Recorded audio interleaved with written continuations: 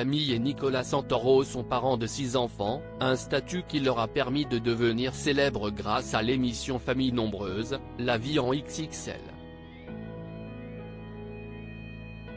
Mais début novembre, le couple a annoncé leur rupture. Camille en a dit plus sur les raisons de cette séparation. Révélée dans l'émission Famille Nombreuse, Camille Santoro a évoqué sa douloureuse rupture avec Nicolas, le père de ses enfants Alessio, Nino, Amy, Mae, Mattia et Alba lors d'un live Instagram. Émue, elle a expliqué que c'est le manque de sommeil qui a pesé sur son couple. Mes enfants n'ont jamais fait leur nuit. J'ai des enfants qui ne dorment pas, a-t-elle révélé. Dans la parentalité, la privation de sommeil, c'est le pire. Épuisés, les parents ne parvenaient plus à s'entendre et se disputaient pour tout et n'importe quoi. Elle ajoute, mais oui, c'est vraiment hard. Quand ils étaient petits, c'était un enfer.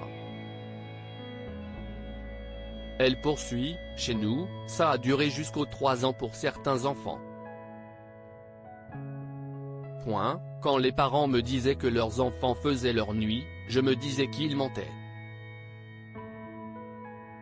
Je préférais me dire ça. C'était pour me rassurer. Dans un long post publié sur les réseaux sociaux, elle a ajouté, « Cela fait plus d'1 an que Nico et moi enchaînons les déceptions et les coups durs. Malheureusement, ces difficultés ont eu raison de nous. Nous nous sommes perdus. C'est une période de tristesse et de transition. Mettre un terme à toutes ces années de vie commune est une épreuve dont nous nous relevons difficilement et que nous n'aurions jamais pensé vivre.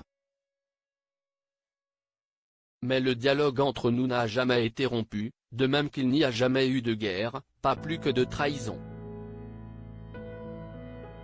Une rupture douloureuse pour le couple. Nico et moi travaillons ensemble pour le bien-être de nos enfants, malgré les défis de notre séparation. Je n'aurais jamais dû être confronté au harcèlement et à la pression publique qui ont accompagné cette période, a-t-elle ajouté, demandant de la part des internautes du respect et de la bienveillance afin de ne pas ajouter plus de malheur à tout ça. La vie est déjà assez complexe et nous devrions nous soutenir mutuellement plutôt que de juger et de critiquer.